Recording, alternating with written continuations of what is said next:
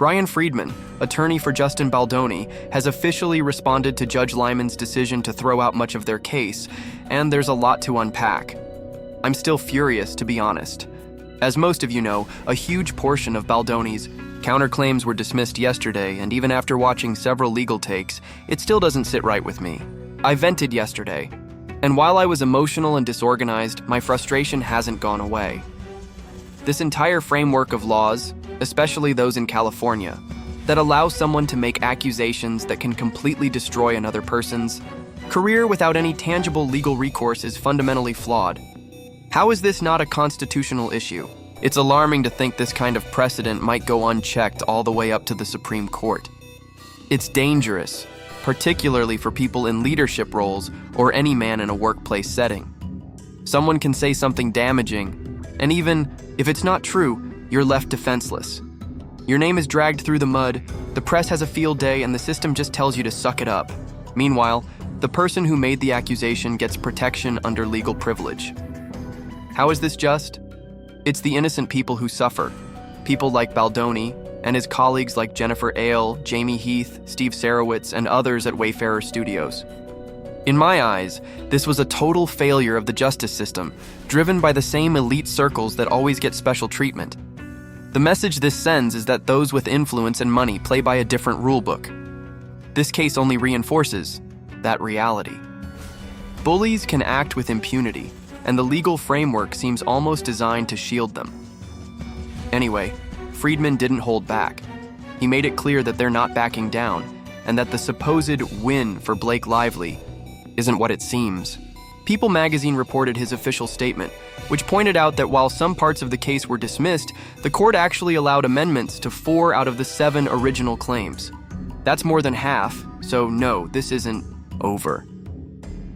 Freedman said they will continue with the same confidence they had when Lively and her circle first launched their attack.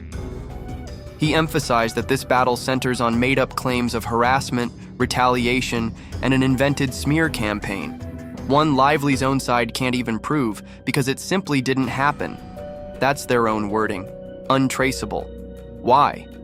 Because it never existed. This development is just one chapter in the continuing It Ends With Us legal drama. Freedman reaffirmed that Lively's accusations are no more truthful now than they were at the start. He believes they'll be bringing new evidence and refining their arguments by the June 23rd deadline. That gives some hope.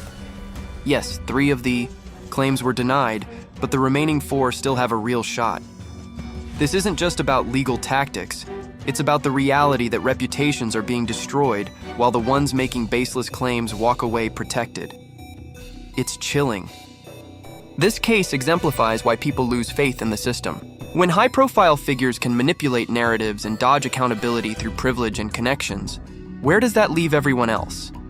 If justice can be so selectively applied, can we really call it justice at all?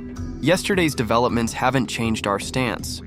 Armed with the facts, we move ahead with the same determination we had from the moment Miss Lively and her associates brought this situation into the spotlight, and we now await her upcoming deposition, which I will personally oversee. Yes, she will still be required to testify. This case is not over. It's not being dismissed quietly or conveniently.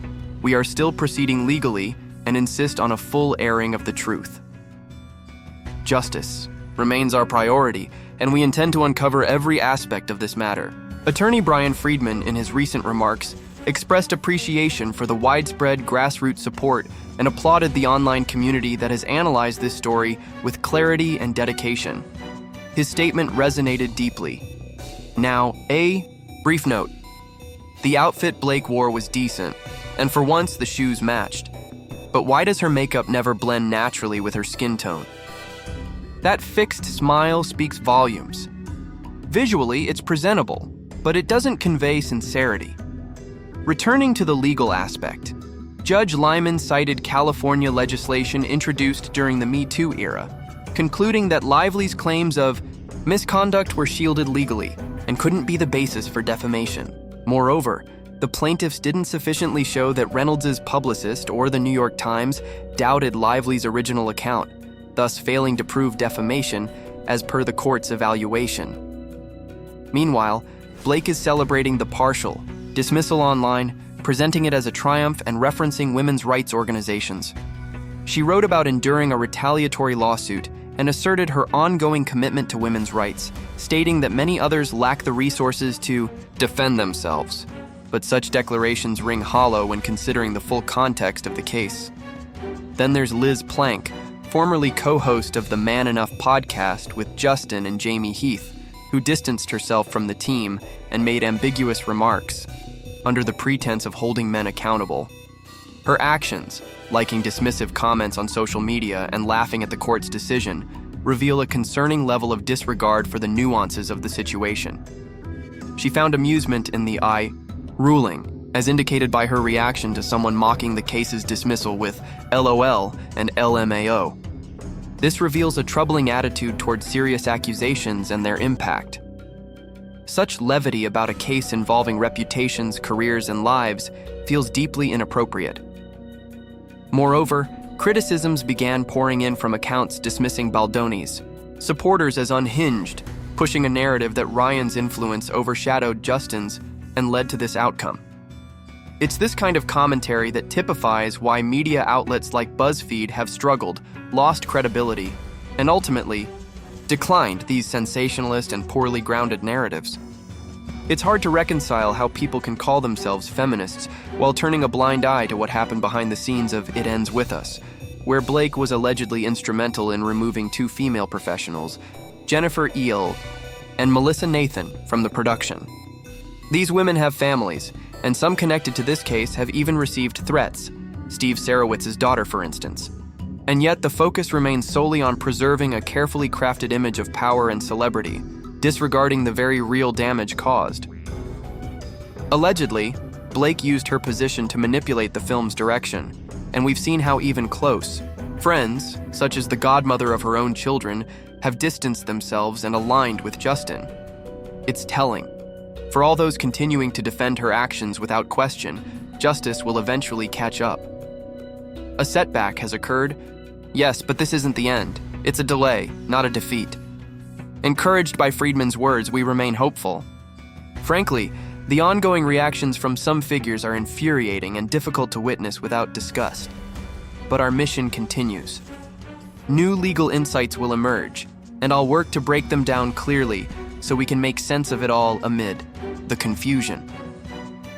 We're not personally part of the lawsuit, but we relate on an emotional level. Many of us have experienced trauma, from harassment to abuse, and we're either ignored or forced to bear our pain in silence. Or perhaps we've been victims of emotional abuse, gaslighting, bullying, whether in school, at home, or in the workplace. These scars remain, and this case touches that shared experience. That's why we care. If someone truly causes harm, accountability is crucial. But in this case, Justin Baldoni and Jamie Heath have only ever used their platform to support survivors and raise awareness. It Ends With Us was created with the intention of giving voice to those who've endured domestic violence. Justin didn't abandon that mission. He has always stood beside victims. That's why it's vital we continue standing beside him. If we give up on him now, what does that say about our integrity? This is not the time to shrink back or silence ourselves. We've lost a round in the courtroom, but not the war.